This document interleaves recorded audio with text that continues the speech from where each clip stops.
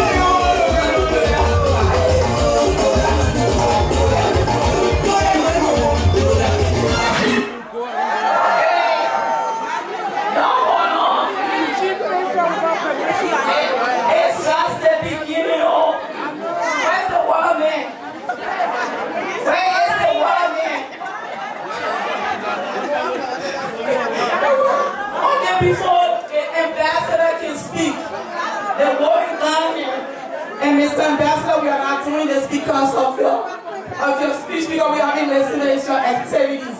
We are proud of you. So we welcome our president tonight, President Ru. Thank you. Thank you, Madam VP. Thank you very much, PUTU APOLEAGBO. Honorable Ambassador, the PUTU community, the PUTU APOLEAGBO Association in America, want to honor His Excellency George S.W. Patten Sr., honor for grassroots African scholar and diplomat of redemption for the year 2019. Thank you very much.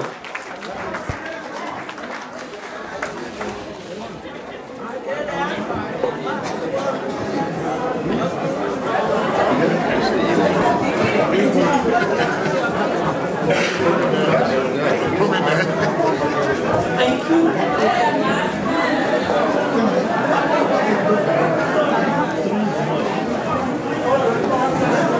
So, ladies and gentlemen, without further ado, I am glad to introduce to you our President in America, Ambassador Mr. George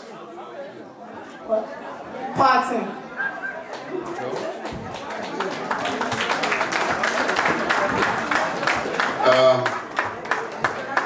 The Honorable Chairman and members of the Board of Directors of this great organization, Mr. President, Madam Vice President, saw in that program, you have the National Council of Women. I recognize you. I am pleased to be here, and I must begin by thanking you first and foremost for the beautiful reception. I recall the last time some people laid their clothes on the ground for me to walk was many, many years ago when I was graduating from high school. My mother was alive then. My mother's mother, apparently, comes from PUTU. So, the honorable board chair here is my cousin. So somehow, I am also a member here from today. I am glad to be here also because this has afforded me the opportunity to see some people, some good friends I haven't seen for a long, long time. Last time I saw Honorable Krayee, I don't remember. Those were the days when we were in the air together. I really had this job at telephone. And those days, very short men were walking very fast. And I used to admire the guy used to walk as if he had some legs, some wheel under his feet, but he's a good guy. I'm glad to see you, very kind.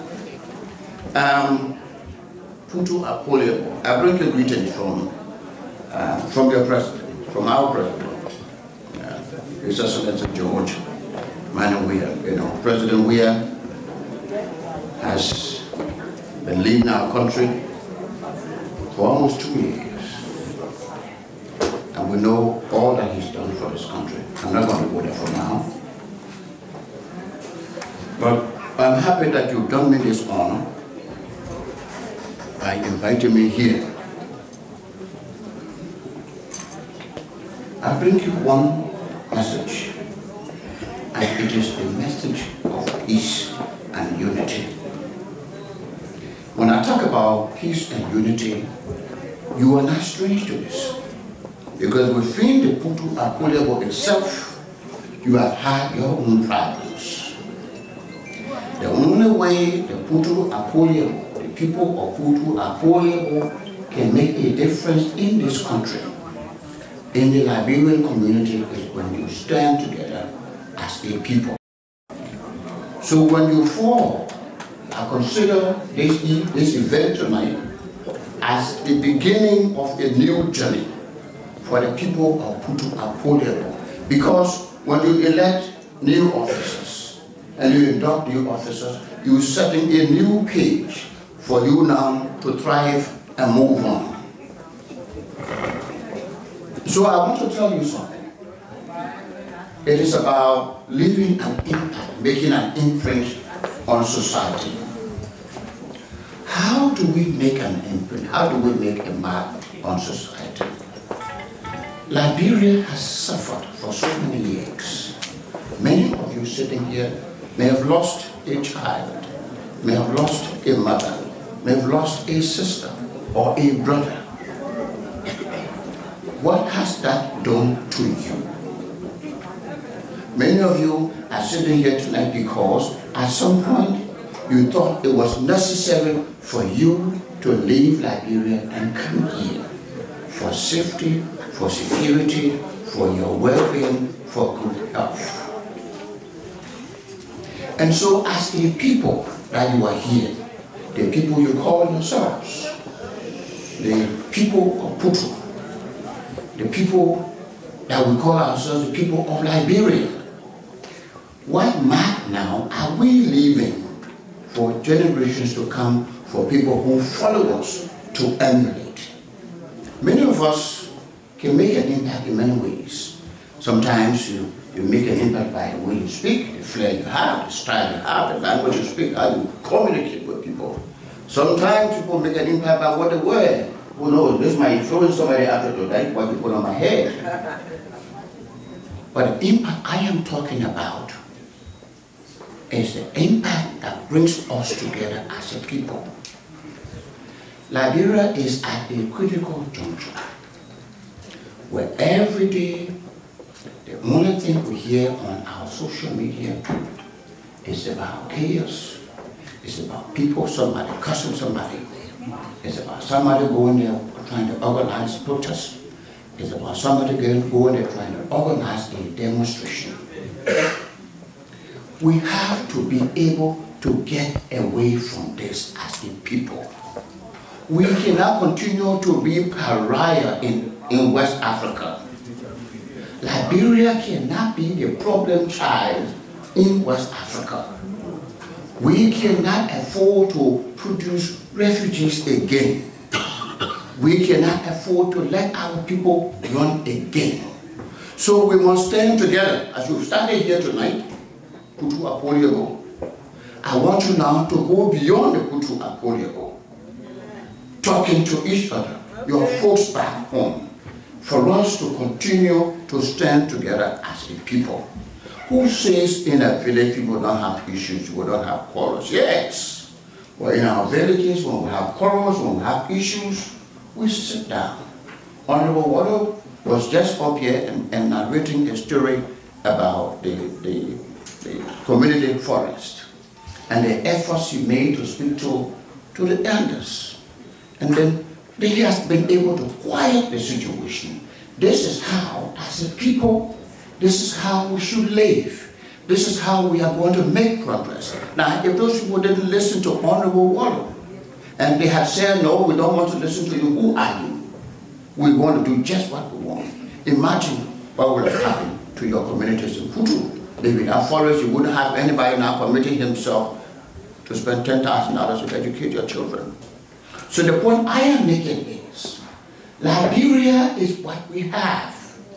That is why no matter where you go, you take another passport, you say you want your Liberian citizenship. Am I wrong? No. That is a clear indication that you are Liberian, you want to remain Liberian no matter what. There were conditions that brought some of you here.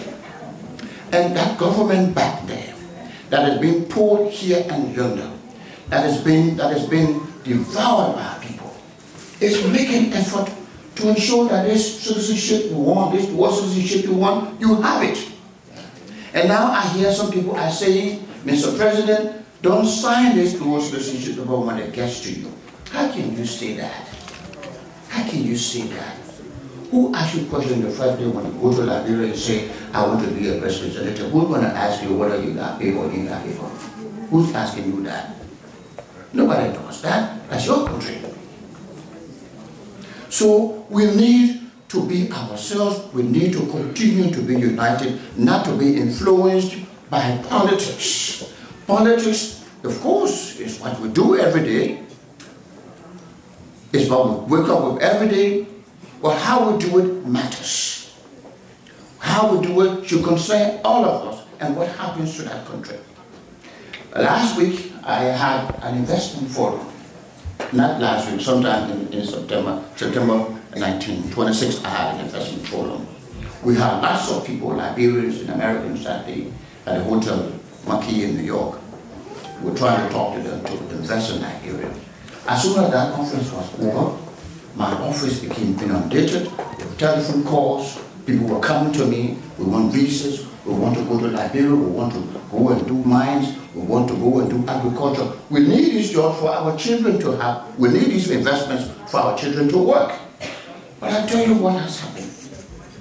Right after that, our children's students are in the streets. Right after that, university students are threatening another protest.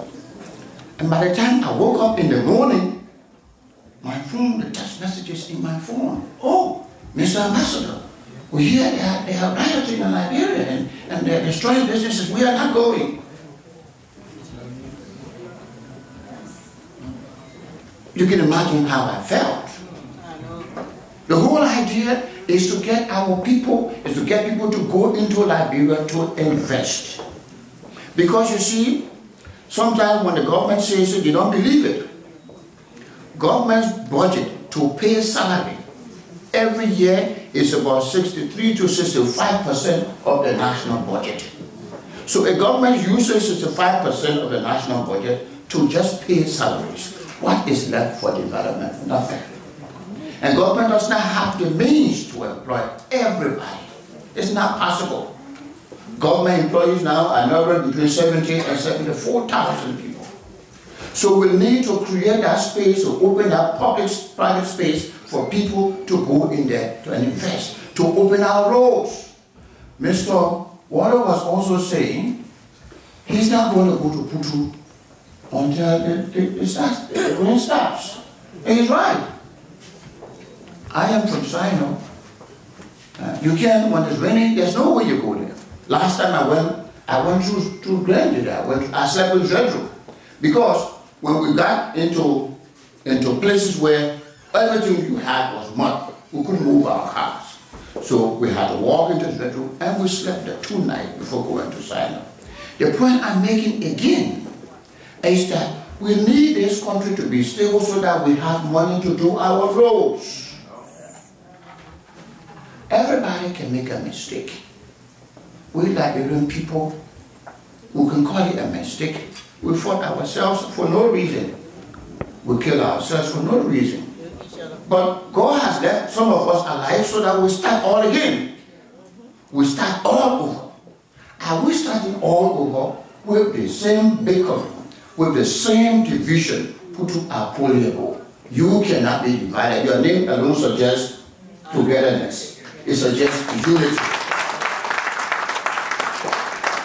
You have to be together. And you have to be together to talk about unity and togetherness in Liberia. If you are not together here, you will not talk to your people back home. So among yourselves here, don't make enemies. Speak to each other. Don't go on the social media and say ugly things about each other. I see so many women here. Don't talk about this boyfriend and that girlfriend. You leave it. Matters will take care of themselves. There are few men here too. Somebody is smiling because they're going to. I see some men smiling, but sometimes because they're rapping too. So the point I am making, my people, this is our country. As long as we remain divisive, as long as we fight among ourselves, you can say, look, see how is Ghana looking. Ghana is peaceful.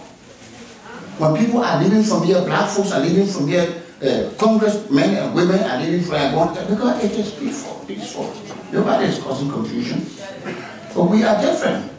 There's a man over here we call Chief. He's an American guy. Just on my way here, he called me and said, what's happening to your country? What's happening to your people? I said, Chief, what happened? He said, but the things they say on the show, I saw somebody even calling the president the F word. I said, well, fine. This is who we are. But he said, talk to them. So, since I have been here, exactly what I'm saying tonight, it's the same thing I have been saying to every Liberian person wherever I have been. That we must learn to treat ourselves with respect, because if we don't respect ourselves, nobody is going to respect us. It begins at home. They say if street doesn't sell you, what's going to happen? If hot doesn't sell you, street will not buy you. We should stop selling ourselves to the people in the streets. We should not continue to watch our dirty clothes in the street. Our matters can be discussed at home. Liberia is all we have. We want to sleep in peace. We don't want chaos. And some people are talking about this December 30th. Now, you know, how strange it is that we say we are now a democracy. We have rule of law. If somebody punches you, you go to the court. You call a police officer. It's left for the court to decide whether you're wrong or you're right. And somebody said, I have done things legally. If somebody says so what you've done is not legal, go to the court and prove that whatever you're doing is legal. Chaos, threats of chaos and anarchy in our country is what we're going to do us bad. We're going to make our country to remain backward. Backward we will remain if we don't learn to stay together and speak as a unit, and even put our differences behind us for the sake of our country. PUTU APOLEAGBO, you have a new code of officers. Mr. President, these people trust you. That's why they made you the president. We'll find a way. But please, please, talk to your children. Stop bad mouthing your country. We have a situation here also of our own children who are going behind bars. So many of our children who are being deported from this place for various reasons. Talk to them. You know, when you bring up a child and you are sitting down here and that child ends up in Liberia with nobody to take care of them, it bites. Talk to your children, let them remain in school and remain law-abiding. I am happy to have come here to be a part of this group. Thank you, cousin. Again, he's my cousin and he belongs to you. That's my family here. Anytime you have an event of this nature and you want to see me, you want me to come just to sit down, I will be available. Thank you again for this honor. Thank you for this gown. Thank you very much.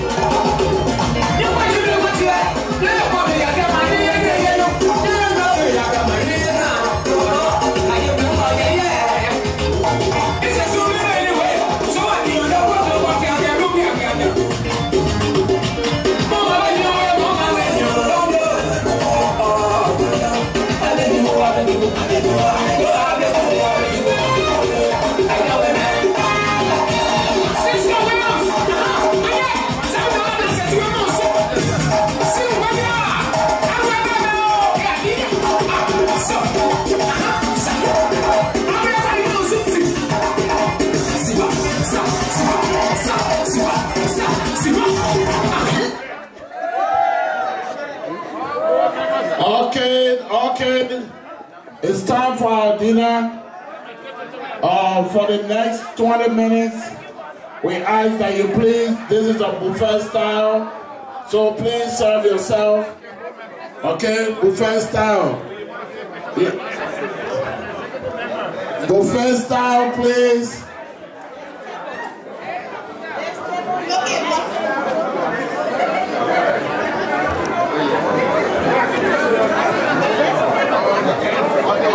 It means that you should please come here and get your food.